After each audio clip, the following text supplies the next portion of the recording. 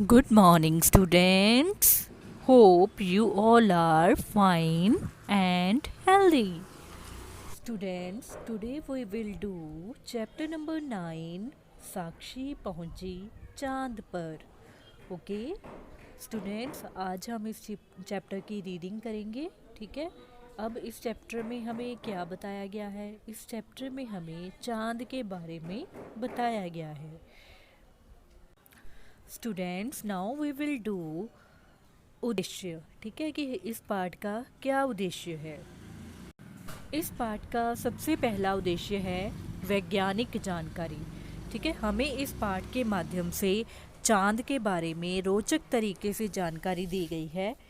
चांद पर जाने के लिए रॉकेट, विशेष पोशाक, ठीक है, इस्तेमाल करते हैं, इसके बारे में बताया गया है. कारण जानना और बताना, तो इसमें हमें जो भी बात बताई गई है उसके कारण, ठीक है, उसकी पूरी जानकारी दी गई है. थर्ड इज़ दृढ़ निश्चय. साक्षी का दृढ़ निश्चय है कि वो बड़ी होकर एस्ट्रोनॉट बनेगी और चांद पर जाएगी और उसकी सैर करेगी. इस तरह इस चैप्टर से हमें अपने आप को दृढ़ निश्चयी बनाने की शिक्षा मिलती है. ठीक है. So students, now we will start the reading of this chapter. साक्षी को कहानी सुनना बहुत अच्छा लगता था. वह सोने से पहले रोज़ एक कहानी सुनती थी. एक दिन वह खिड़की से चांद को निहार रही थी. निहारना मतलब बहुत ही प्यार से देखना. चांद को देखकर वह बहुत प्रसन्न हुई. प्रसन्न का मतलब खुश होना. तभी वहाँ माँ आ गई और बोली, साक्षी बेटी, बहुत देर हो गई है, चलो सो जाओ. साक्षी बोली, नहीं माँ, अभी थोड़ी देर में सो जाऊंगी.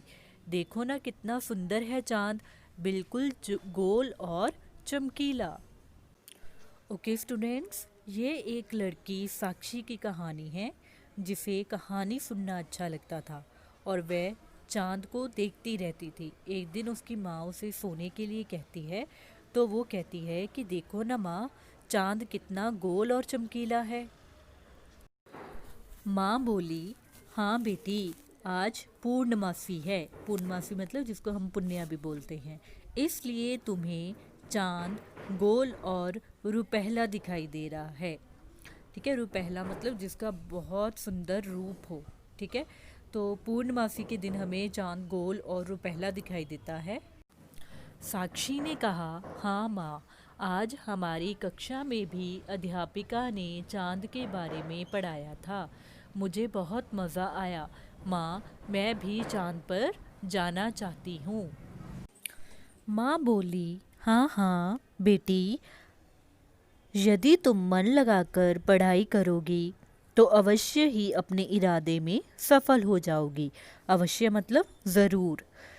सच माँ? साक्षी ने उत्साह से पूछा. हाँ हाँ, क्यों नहीं, माँ ने उसके सिर पर प्यार से हाथ फेरते हुए कहा.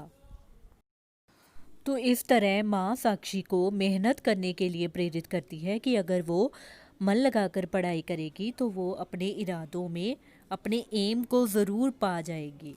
ठीक है, तो इस तरह माँ अपनी बेटी को प्यार से समझाती है. साक्षी खुशी खुशी माँ की गोद में सिर रखकर लेट गई. उसने बहुत देर तक माँ से चांद सितारों की कहानी भी सुनी.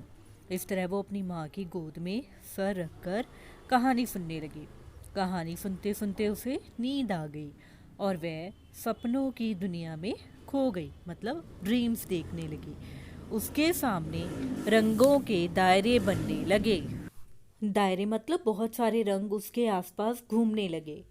खूब सारे रंग, लाल, पीले और नीले. तभी उसकी बाहों से कोई चीज़ आकर टकराई. साक्षी ने देखा ये एक विशेष पोशाक थी जिसे चंद्र यात्री मतलब जो रॉकेट में बैठते हैं, जो चांद पर जाते हैं, ठीक है, पहनते हैं. उसने जल्दी से पोशाक पहन ली. पास ही एक चंद्रयान खड़ा था. चंद्र मतलब चांद, यान मतलब पर जाने वाला वाहन, यानी कि रॉकेट. ठीक है। जब उसने पोशाक पहन ली तो उसके पास एक रॉकेट खड़ा था, उसमें से एक सीढ़ी निकली। तो साक्षी ने सीढ़ी से उसमें प्रवेश किया। प्रवेश मतलब अंदर जाना, सीढ़ी मतलब स्टेयर्स। तो उसमें से स्टेयर्स से उसने उस रॉकेट में प्रवेश कर लिया। तभी यान में जोर से आवाज़ हुई, घर घर, यानी कि वो रॉकेट स्टार्ट हुआ और यान चांद की ओर उड़ने लगा। ठीक है, तो स्टार्ट होकर वो चांद की ओर जाने लगा। रास्ते में उसने देखा कि चांद बड़ी शान से चमक रहा था। वह अपनी दूधिया चांदनी से धरती पर प्रकाश कर रहा था। दूधिया मतलब दूध के जैसी चांदनी से धरती पर रोशनी कर रहा था। साक्षी को चंद्रमा के ठंडे ठंडे प्रकाश के नीले रंग की धरती बहुत खूबसूरत दिखाई दे रही थी।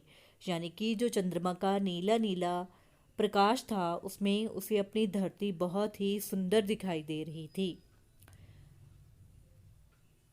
कुछ ही देर में चंद्रयान चंद्रमा पर पहुंच गया। यान के रुकते ही सीढ़ी बाहर निकली। चंद्रयान यानी कि रॉकेट रॉकेट चंद्रमा पर पहुंच गया और उसमें से सीढ़ी बाहर निकली। साक्षी ने सीढ़ी से उतरकर चंद्रमा की सतह पर पहुंच गई। सतह मतलब उसका जो बॉटम है, ठीक है, नीचे जो सतह होती, फर्श होती, फ्लोर होता है। ठीक है, तो साक्षी ने नीचे उतरकर उसकी फ्लोर पर पैर रखा। जैसे ही साक्षी ने चंद्रमा की धरती पर कदम रखा तो वह हैरान रह गई। उसने देखा कि वहाँ तो बिल्कुल अंधेरा है, मतलब वहाँ पे बहुत ही अंधेरा था। तभी उसे याद आया कि उसकी विज्ञान अध्यापिका ने बताया था कि चंद्रमा का अपना प्रकाश नहीं है। विज्ञान मतलब साइंस, साइंस की टीचर ने उसे बताया था कि चंद्रमा का अपना प्रकाश नहीं होता, वह तो सूर्य के प्रकाश से चमचमाता है। मीन्स कि चंद्रमा का अपना कोई भी प्रकाश नहीं होता, वो एक उपग्रह है और वो सूर्य के प्रकाश से ही चमकता है। फिर वह थोड़ा आगे चली तो वहाँ उसे खूब सारे गड्ढे दिखाई दिए। गड्ढे मतलब जो ज़मीन थी वो उबड़ खाबड़ थी। चांद पर ना तो पेड़ पौधे थे ना ही पशु पक्षी। वहाँ की धरती उबड़ खाबड़ थी, ऊंची नीची थी। वीरान चांद को देखकर साक्षी आश्चर्यचकित थी। वीरान मतलब जहाँ पर कोई ना हो। तो चांद पर कोई नहीं था, तो उसे ऐसा देखकर वो हैरान थी। इतने में उसे एक भारी आवाज़ सुनाई दी, कौन हो तुम?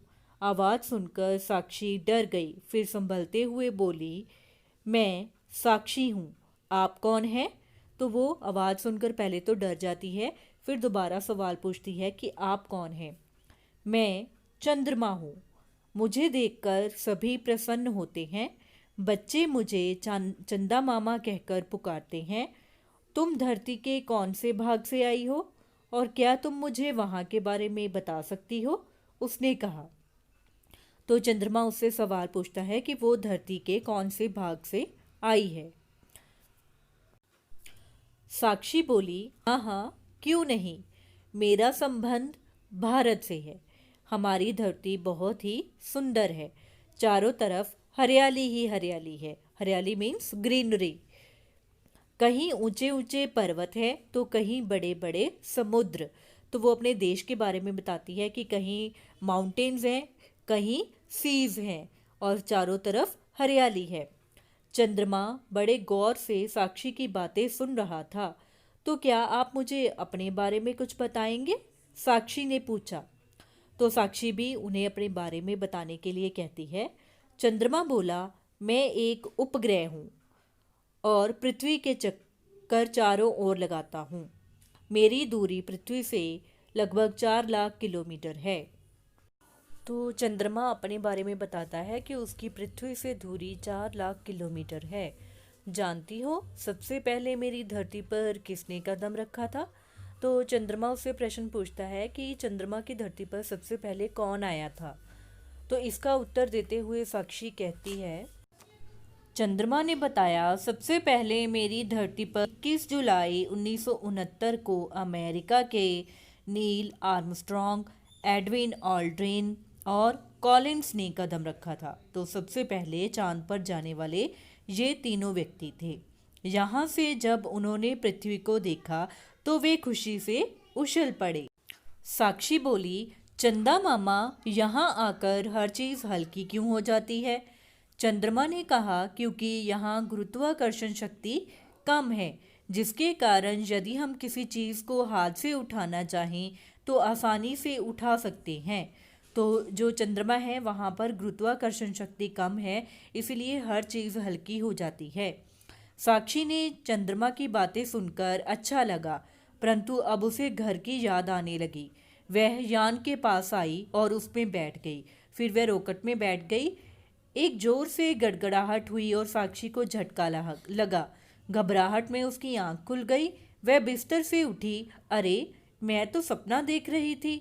तब तक माँ भी उसके पास आ गई। साक्षी ने अपना सपना माँ को बताया तो वह सपने में चांद पर जाने का सपना देख रही थी। माँ ने साक्षी को प्यार किया और कहा, बेटी, निस्संदेह मतलब बिना शक के यह सपना था, पर मुझे विश्वास है यदि तुम इसी प्रकार मन लगाकर पढ़ाई करती रही तो तुम्हारा चांद पर जाने का सपना अवश्य ही साकार होगा। सो स्टूडेंट्स, अगर हम मेहनत करेंगे तो हम अपना सपना पूरा कर सकते हैं। Thank you for watching.